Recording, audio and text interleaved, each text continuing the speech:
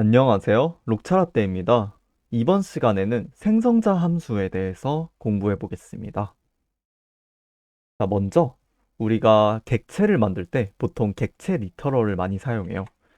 객체 리터럴이 이렇게 캐주얼하게 쓰기에는 되게 편리해요. 만약에 주문이라는 객체를 만들 때 name 록차라떼 그리고 가격이 있겠죠? 5,500원 이렇게 사용하고 음, 컨솔 로그로 한번 찍어볼게요. 컨솔 로그 오더 찍어보면 잘 나오죠? 자, 그런데 객체 리터럴의 단점도 당연히 존재하겠죠?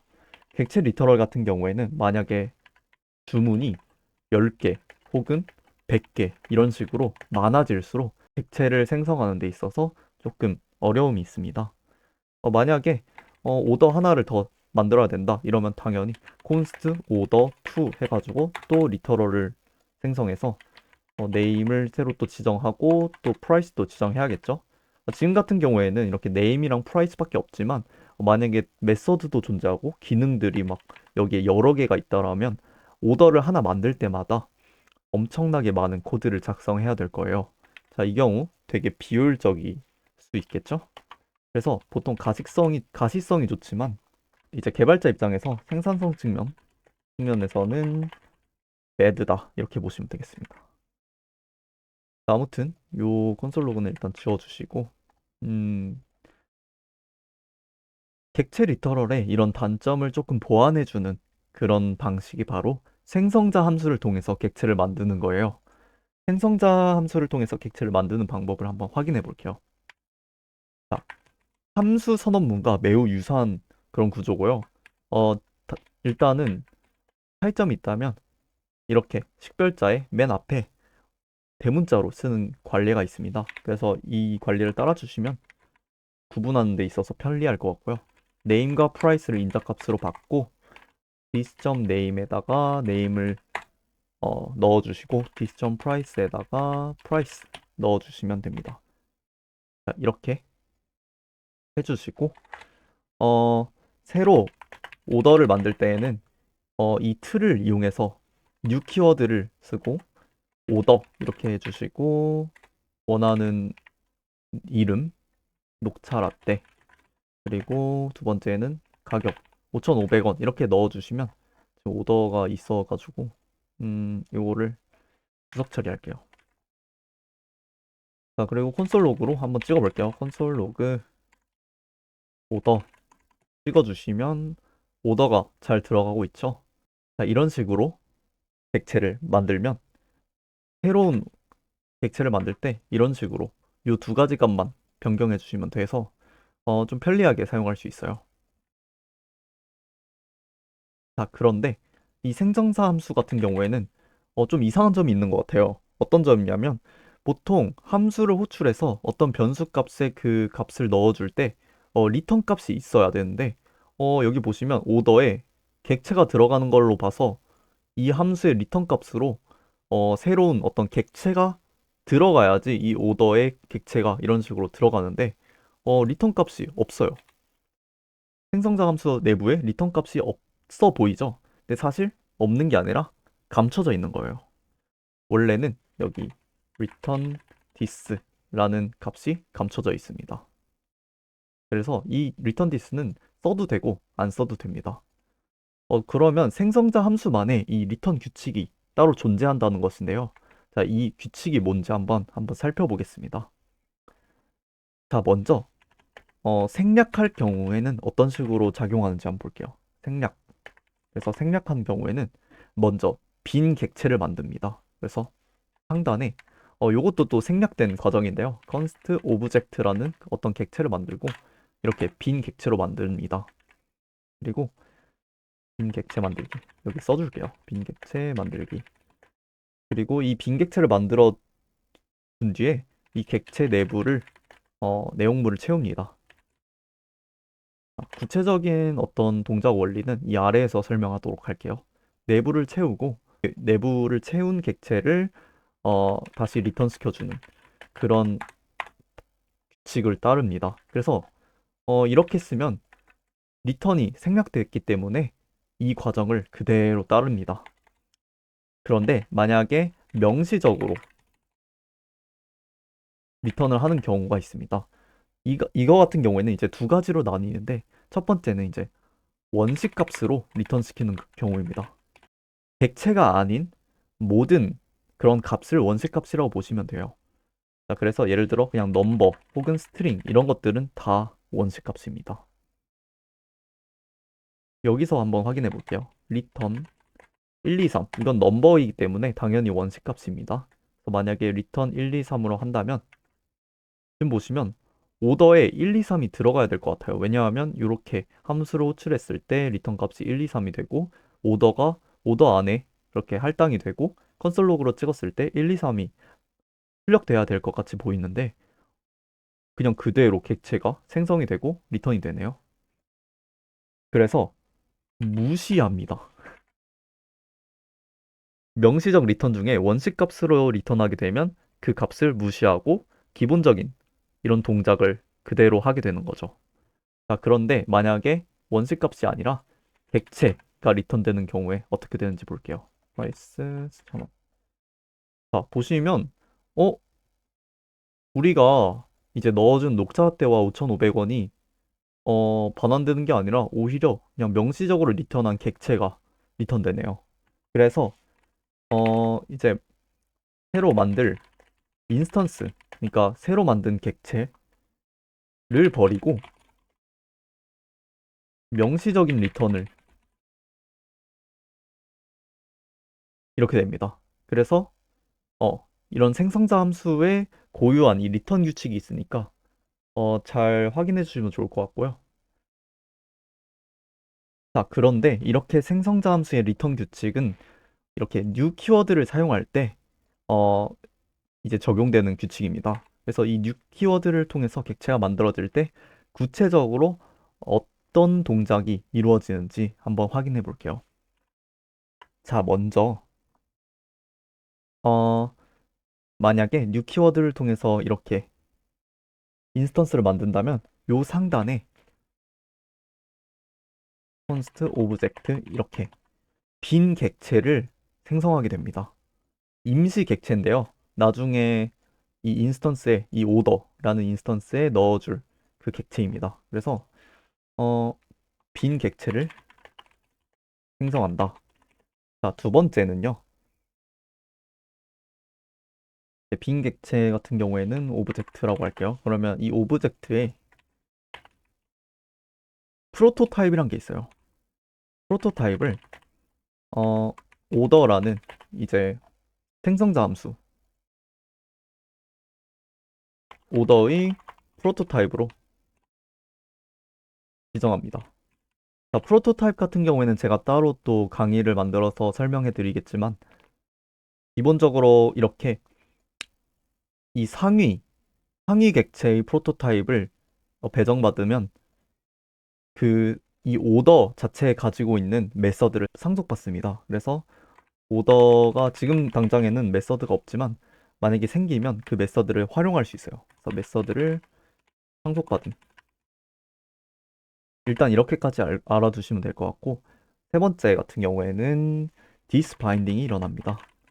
또 어려운 거네요. 디스 바인딩 같은 경우에는 먼저 여기서 이 디스가 어떤 대상인지 지정해주는 그런 단계라고 보시면 돼요. 원래 기본적으로 자바스크립트 같은 경우에는 디스가 원래 동적으로 결정돼요.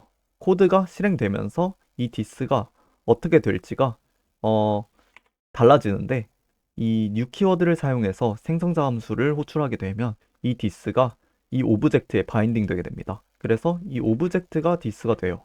이런 식으로 작동하게 되는 거죠.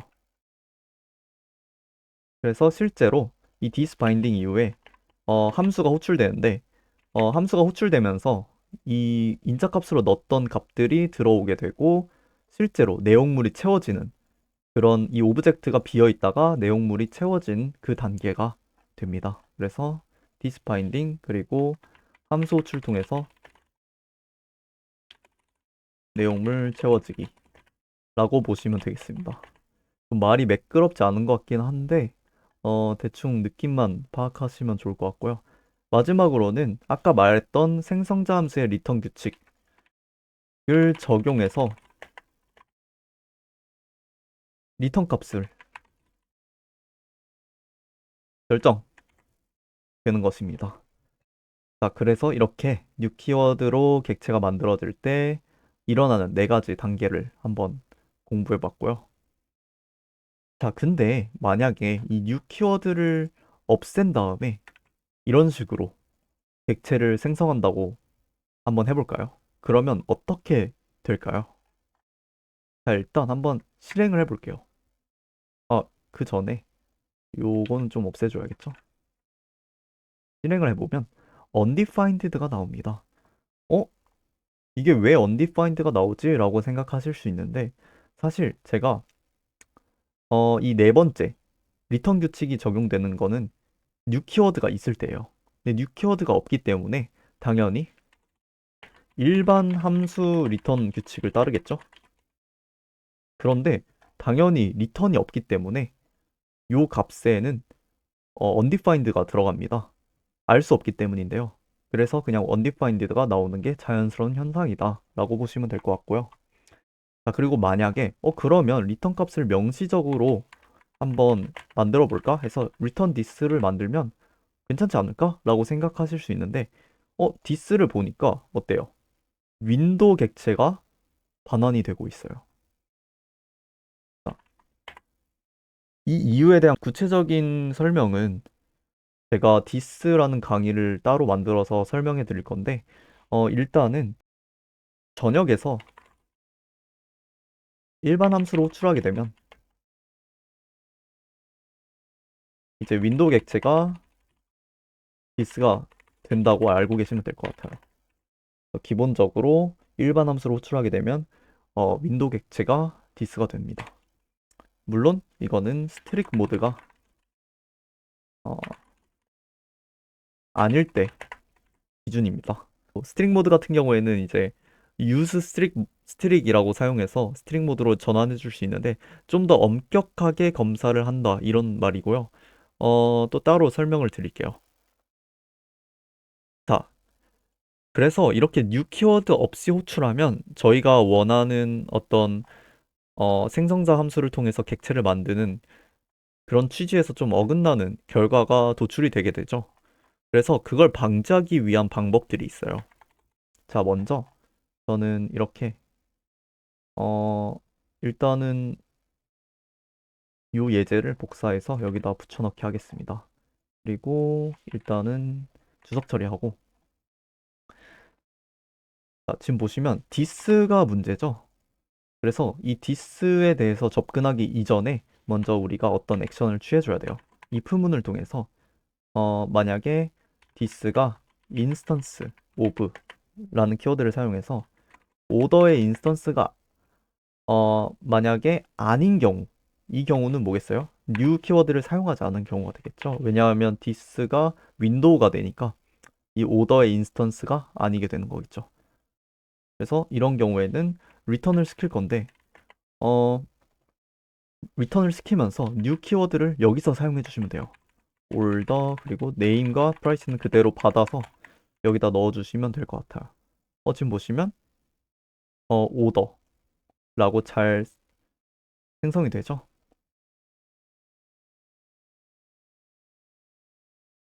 자, 그리고 요즘 같은 경우에는 이렇게 this instance of order라는 문법보다는 new.target이라는 문법이 있는데 이렇게 하면 좀 더 세련된 방식으로 어, 이렇게 new 키워드 없이 호출하는 것을 방지할 수 있습니다. 그런데 이렇게 생성자 함수를 만들 때 한 가지 주의에 대한 상황이 있어요. 그래서 생성자 함수를 만들 때 주의해야 하는 점이라고 할게요. 일단은 여기 네, 처리를 해주고 요거가 복사가 되어 있네요. 요거를 복사해서 일단은 주석 처리를 할게요. 그래서 메서드를 한번 만들어 볼게요. this에 프린트는 함수 표현식을 넣을게요. 펑션 펑션으로 하지 말고 그냥 이렇게 화살표 함수로 할게요. 화살표 함수로 하고 콘솔 로그를 쓸 건데 이 주문이 얼마인지 콘솔 로그로 찍어주는 그런 함수입니다. 그래서 this.name은 이렇게 템플릿 리터럴로 price 1입니다. 이렇게 호출을 하는 그런 함수를 만들어 줄 거고 실제로 이렇게 오더를 생성한 다음에 order.print를 한번 호출해 볼게요. 근데 여기서 new 키워드를 사용해야겠죠. 이렇게 할 거고 한번 보시면 녹차 라떼는 5,500원입니다. 이렇게 잘 호출이 되죠. 자, 그런데 만약에 또 주문이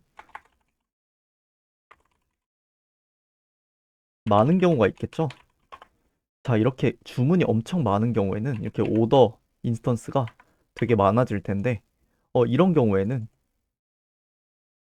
아메리카노 2,500원, 그리고 또, 뭐 요거는 일단 두 개까지만 만들어 놓을게요. 이런 경우에는 어떤 문제점이 있냐? 매번 새로운 함수가 생성된다 라는 단점이 있습니다. 자, 만약에 주문이 100개면 이 print라는 함수는 100개가 돼요. 진짜 그렇게 되는지 한번 확인해 볼까요? 오더의 print와 오더 2의 print가 같은 대상인지 한번 콘솔 로그에 찍어 볼게요. 지금 보시면 false죠. 이 말은 뭐냐? 이거와 이게 다른 함수라는 것을 나타냅니다. 일단 문제점이 뭐냐면 print 함수를 매번 생성하기 싫죠. 그리고 모든 인스턴스가 공유할 수 있는 하나의 함수를 상위에 만들어두고 그 함수를 쓰겠다. 이렇게 하면 되게 좋을 것 같아요. 그래서 그걸 어떻게 하냐? 아까 프로토타입이라는 개념을 제가 잠깐 언급했었는데요. 이 프로토타입이 지금 활용됩니다. 그래서 여기서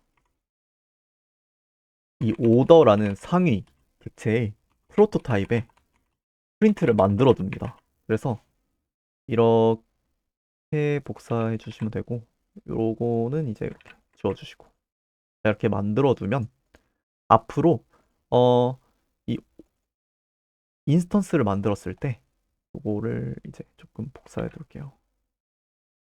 이렇게 오더와 오더 2라는 인스턴스를 만들었을 때